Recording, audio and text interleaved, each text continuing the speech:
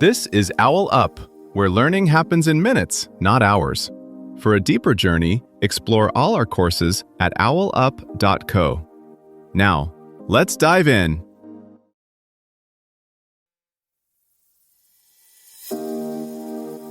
Welcome back to Chapter 2 of our series, Media Literacy, Think Critically in the Information Age.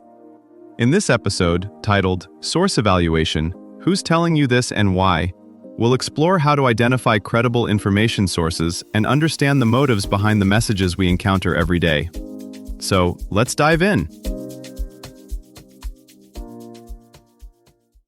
About half of adults now get at least some of their news from social media, yet most of them say they don't really trust it.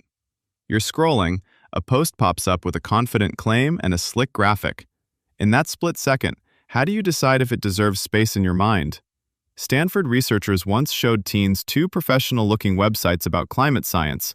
96% couldn't tell that one was quietly funded by the oil industry. The pages felt the same: clean layout, scientific language, authoritative tone, yet the motives behind them were miles apart. That gap between appearance and reality is exactly where misinformation thrives. In this episode, we'll slow down and ask 3 questions of any source.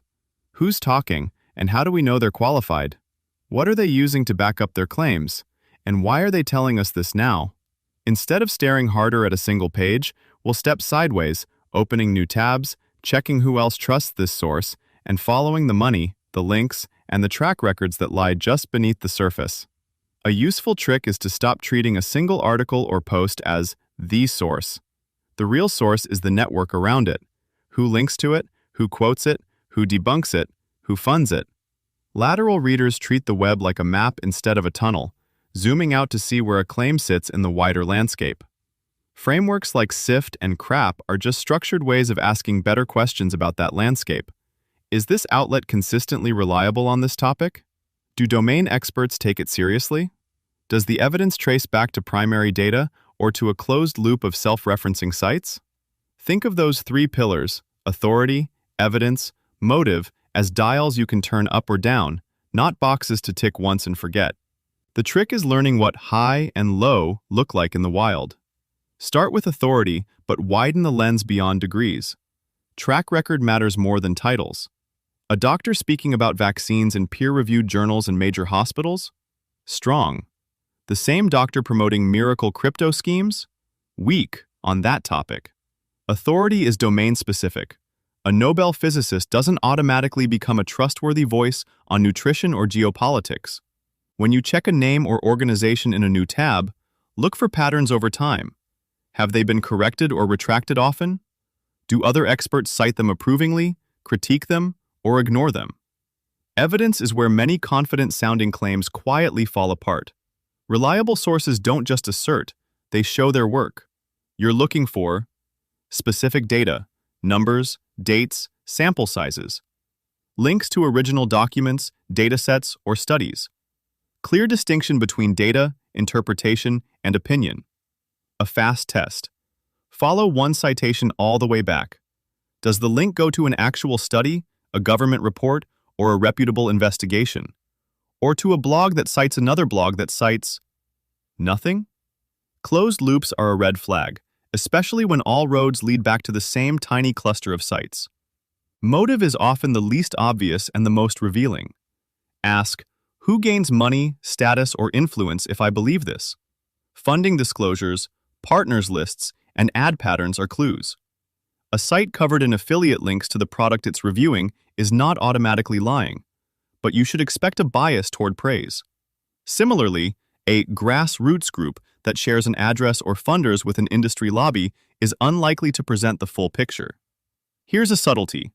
Some of the most persuasive misinformation mixes strong-looking evidence with hidden motives. That's why lateral reading works so well. By checking what other credible outlets say about a person, organization, or claim, you're effectively asking, how does this source behave when it thinks no one's watching? You're watching a short, emotional video that claims a new study proves a popular painkiller is deadly.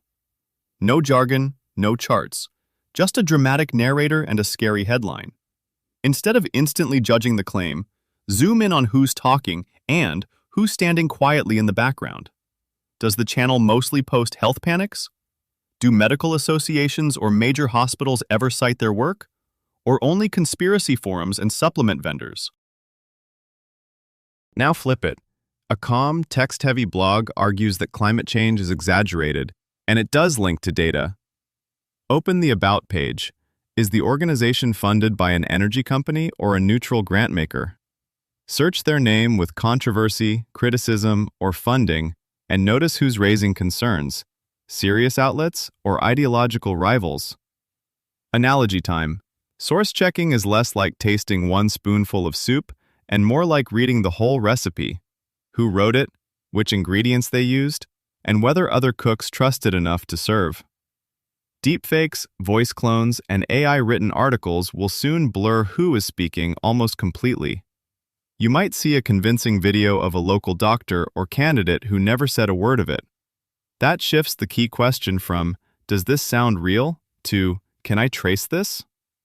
Think less about judging each post, more about mapping its supply chain: who first published it, who amplified it, and which tools label or verify it.